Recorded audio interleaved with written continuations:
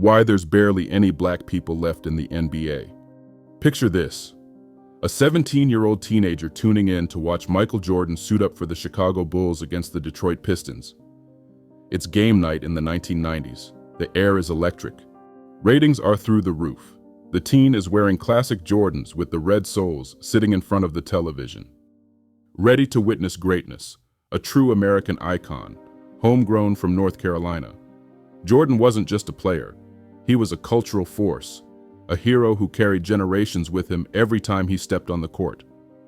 Fast forward to today, and the feeling is different. Something essential has been stripped from the league. Scope News does a deep dive.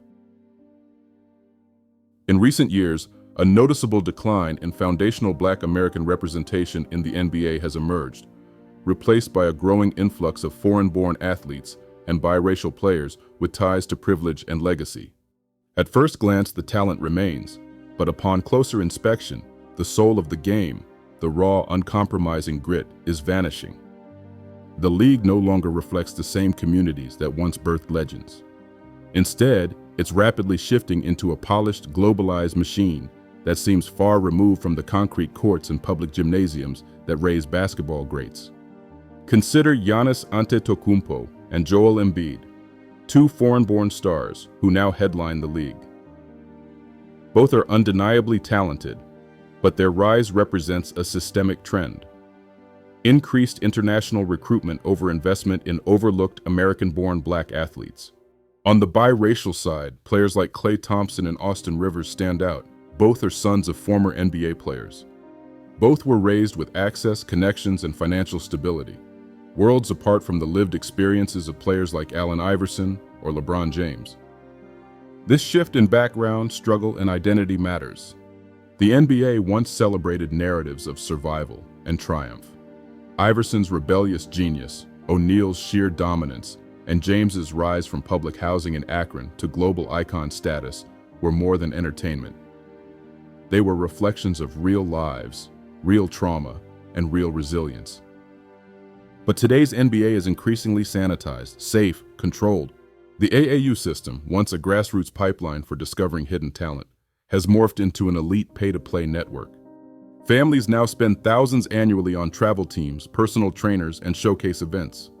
Young athletes from working-class Black communities are being priced out, long before scouts ever see them. And fans are noticing. Many from the Gen Z demographic report feeling disconnected from today's game. Online discourse reflects growing frustration.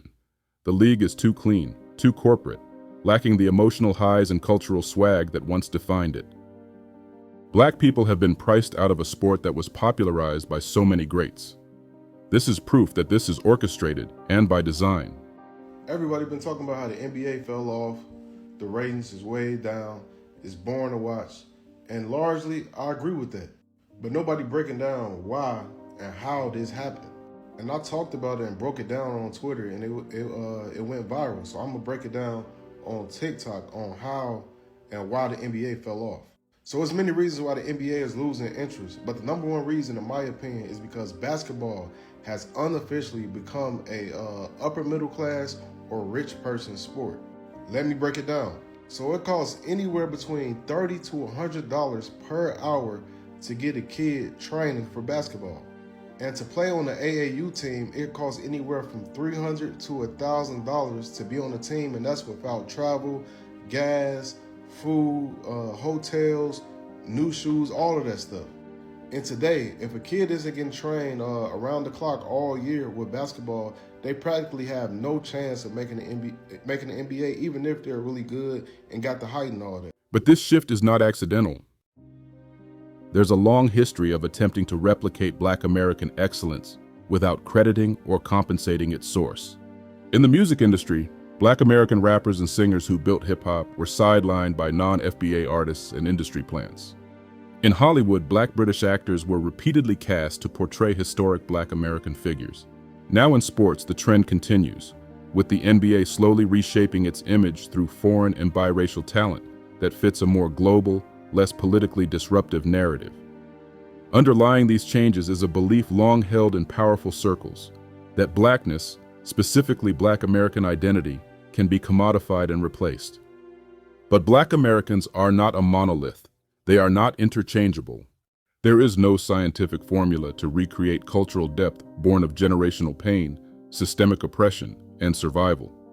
Charisma, flair, and emotional complexity forged in America's racial furnace cannot be shipped in through customs or produced in a lab. Black Americans are not a template. They are not close enough. They are bred from the souls of America, period. History shows that generosity and inclusion have often backfired against the very group that originated the culture. Jackie Robinson, while breaking Major League Baseball's color barrier, didn't stop there. He also advocated for educational access, including helping secure a visa for Barack Obama Sr., the Kenyan father of the future U.S. president. Foundational Black Americans have long extended grace, opportunity, and solidarity to others. But time and time again, those same others, whether elite immigrants, biracial beneficiaries, or conservative-aligned coalitions, have participated in erasing and undermining that legacy. The recent dismantling of affirmative action is one example. A group of Asian American plaintiffs, backed by conservative legal strategists, successfully argued against race-conscious admissions, despite historical evidence that the original intent of these policies was to remedy anti-Black exclusion. The result? Black students, especially those from underfunded school districts, were pushed further back from the gates of higher education. Meanwhile, in the world of sports, another kind of gatekeeping unfolds. Imported players are seen as grateful, less likely to challenge league politics, less likely to protest racial injustice, less likely to become billionaires who own their own image and defy brand control. Michael Jordan, one of the few players to flip the power dynamic and become a majority team owner, has since sold his stake. Lebron James, who built a school and repeatedly used his platform for activism, faces criticism that many foreign-born stars never experience, even when they underperform. The NBA has long been controlled by white ownership. Team stakes, broadcasting rights, merchandising deals, and league governance have traditionally remained in the hands of wealthy, primarily white families and corporate interests. Black athletes created the league's cultural cachet. The profits stayed at the top. When a player like Michael Jordan rises to rival owners in influence, becoming not just an icon but a global brand, it threatens that concentrated wealth. The league tolerated the phenomenon because it was lucrative, but the structural priority appears to be preserving ownership control and keeping wealth in the family. That dynamic is visible in public comments from prominent owners.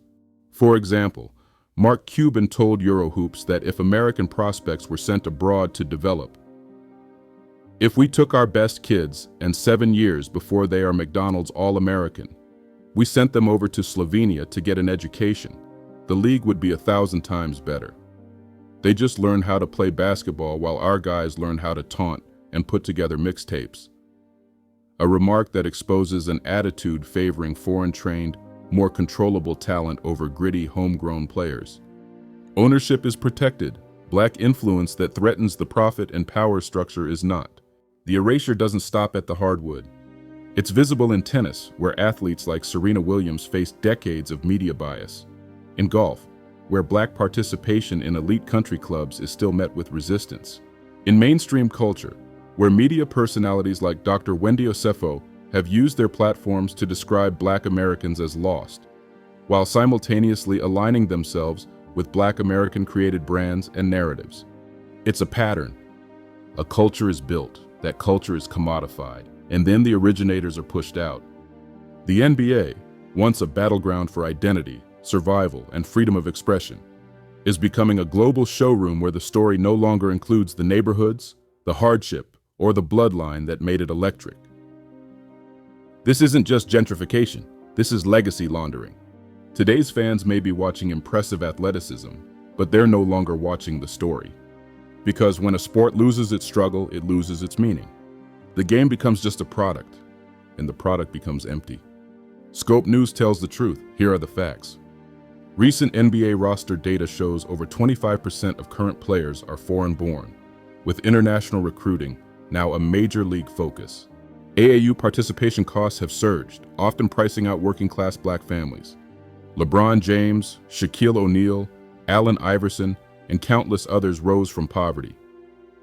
But today's system favors elite families and imported talent. Jackie Robinson's advocacy for education, including helping Barack Obama Sr. study in America, is well documented in civil rights history. The Asian-led legal campaign to end affirmative action was backed by conservative think tanks, specifically aiming to dismantle gains won by African Americans. Public figures like Wendy Osefo have made anti-FBA comments, and biracial privilege continues to be leveraged in Hollywood, sports, and media to dilute the legacy of Black Americans. Legal disclaimer: this Scope News report is for informational, educational, and entertainment purposes. It reflects publicly available data, documented trends, and public discourse, including investigative analysis and cultural commentary protected under the First Amendment. Viewer discretion is advised. While every effort is made to ensure accuracy, Scope News encourages viewers to seek out additional perspectives and continue questioning systems of power, media, and policy. The content may address sensitive or controversial topics and is intended to spark thought, awareness, and conversation around real-world issues affecting the Black American community.